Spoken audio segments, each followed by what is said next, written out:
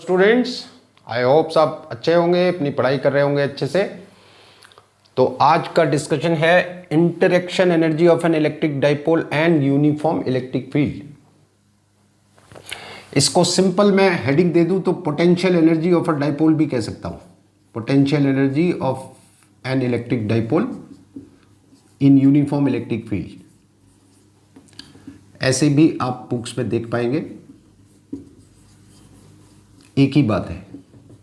Interaction energy का क्या मतलब है वो भी बता देता हूं। भी अब इस डिस्कशन के लिए जो हमें इंफॉर्मेशन चाहिए वो क्या क्या है, वो मैंने पहले ही सही आपके लिए लिखा हुआ है।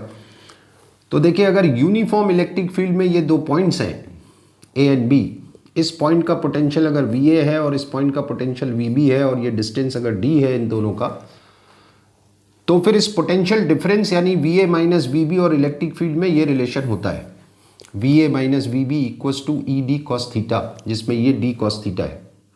अगर इलेक्ट्रिक फील्ड में ये दो पॉइंट आपके सीधे सीधे इस तरह से है, एक पॉइंट ये है, दूसरा पॉइंट ये है, इनके बीच का डिस्टेंस अगर डी है और ये इलेक्ट्रिक फील्ड अगर ई है, इस पॉइंट का पोटेंशियल वी ए, इस पॉइंट का पोटेंशियल वी बी, तो सीधा सीधा आप V A minus V B equals to E into D भी लिखते हैं।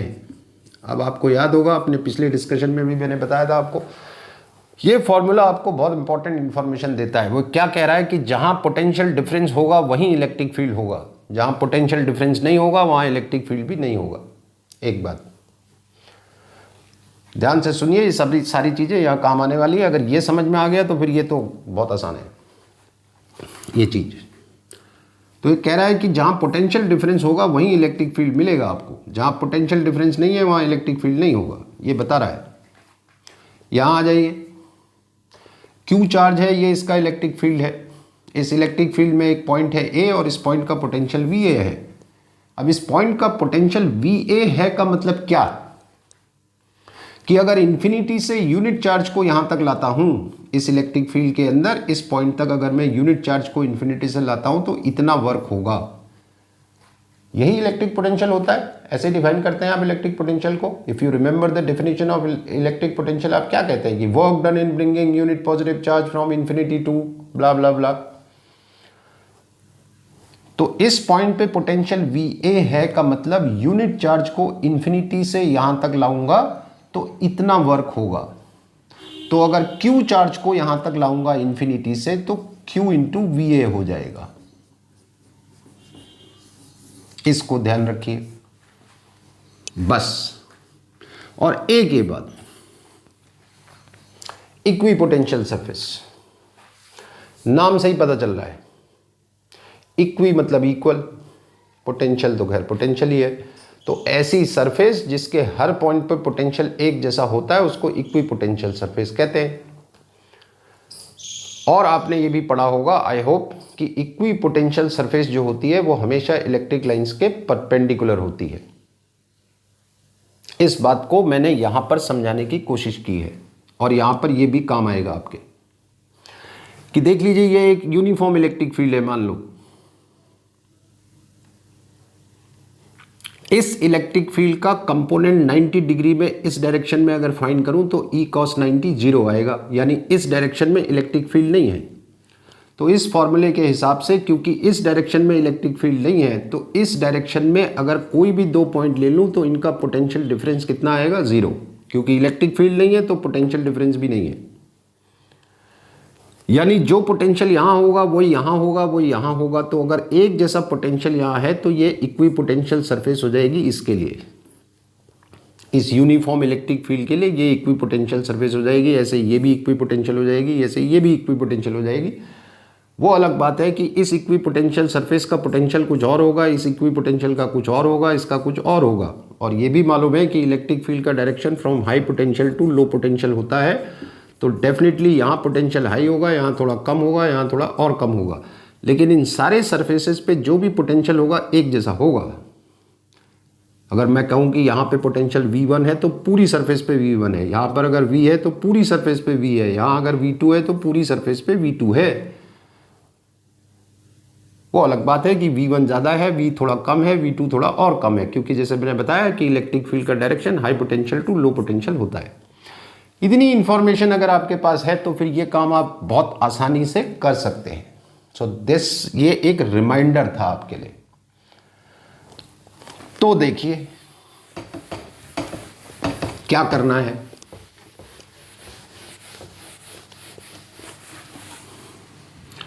कि मान लीजिए ये यूनिफॉर्म इलेक्ट्रिक फील्ड है,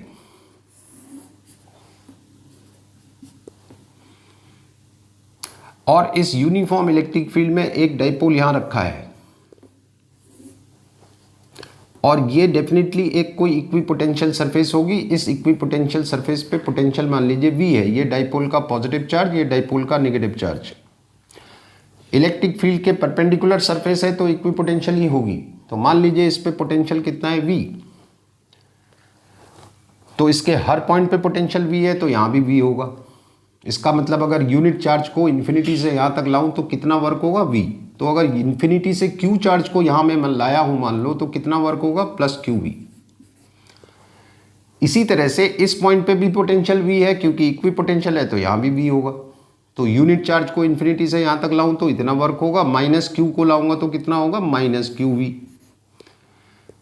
तो प्लस के लिए ये वर्क आ रहा है, माइनस के लिए ये वर्क आ रहा है, तो टोटल वर्क कितना हुआ, 0। और वर्क डन का मतलब एनर्जी।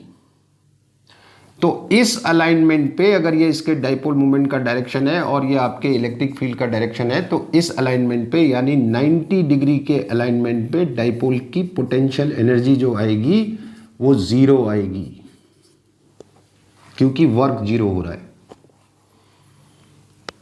अब मान लीजिए आपका डाइपोल ऐसे रखा हुआ है, इसका Q चार्ज यहां पर है और नेगेटिव Q चार्ज यहां पर है।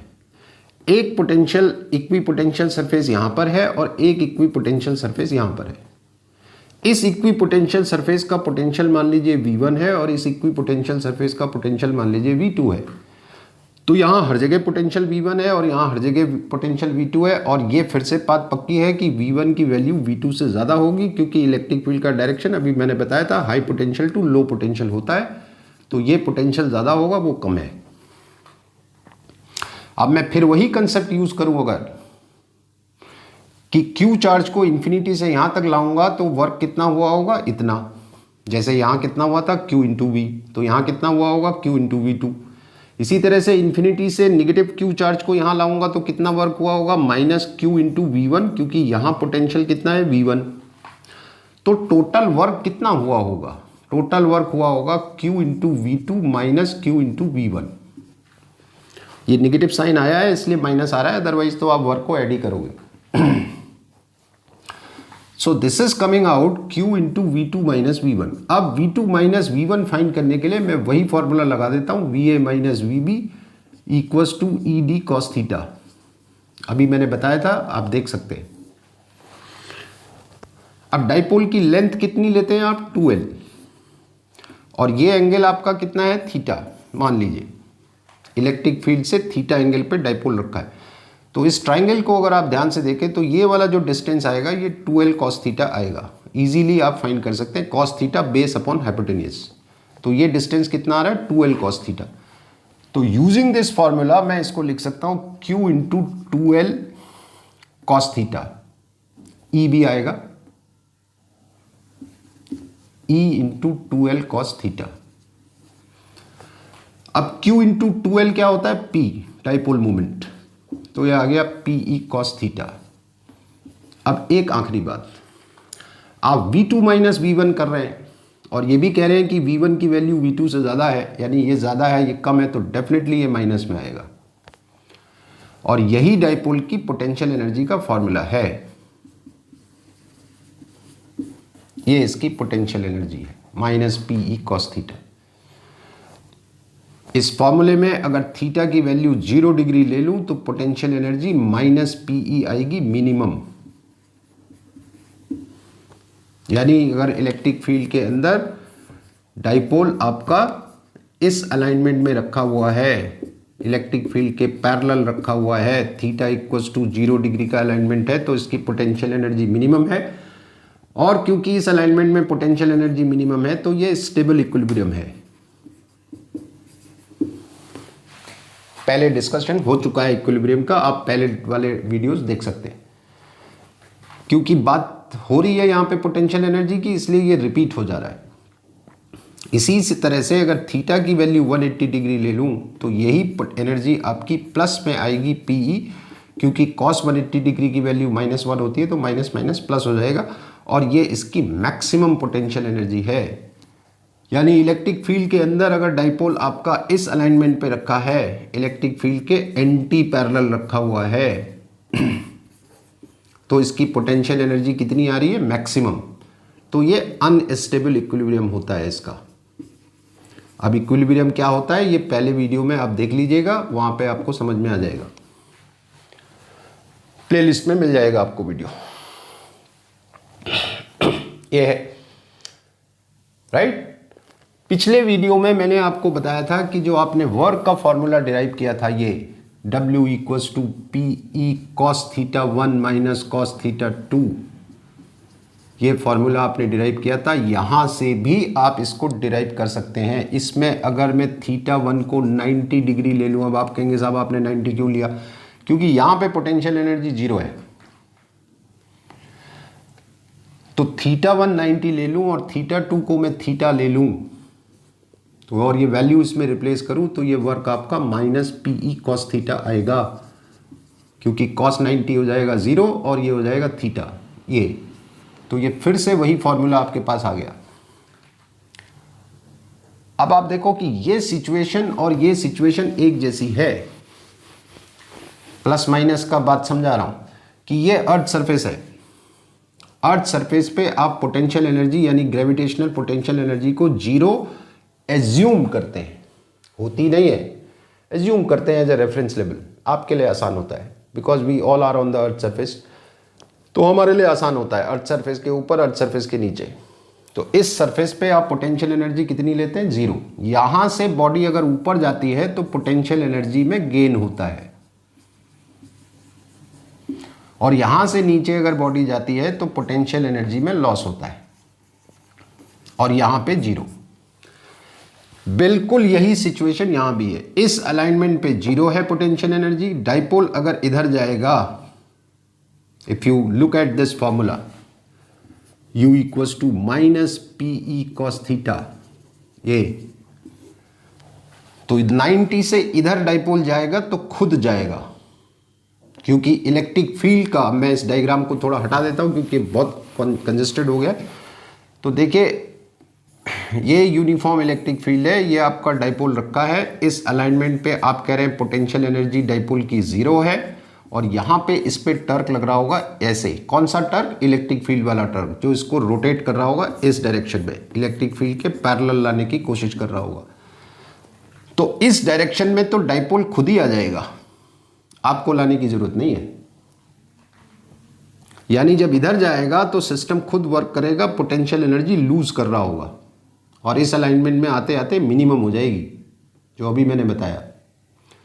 लेकिन यहां से इधर को जाएगा तो सिस्टम आपको रोटेट करना पड़ेगा, इसे इस टर्क के अगेंस्ट आपको ले जाना पड़ेगा। अब जब आप सिस्टम पे वर्क करेंगे तो सिस्टम पोटेंशियल एनर्जी गेन करेगा,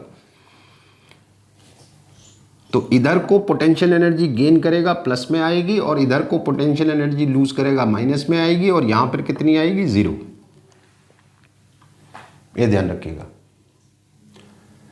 and why do we call it interaction energy? क्योंकि आप पोटेंशियल एनर्जी का फॉर्मूला देखें तो इसमें डाइपोल मूवमेंट आ रहा है, इलेक्ट्रिक फील्ड आ रहा है, और डाइपोल मूवमेंट और इलेक्ट्रिक फील्ड के बीच का एंगल आ रहा है, यानी डाइपोल और इलेक्ट्रिक फील्ड इसमें इन्वॉल्व है। तो डाइपोल जब किसी इलेक्ट्रिक फील्ड में एंटर करता है तो डाइपोल के पास चार्ज होता है, और इलेक्ट्रिक फील्ड चार्ज पे फोर्स लगाता है।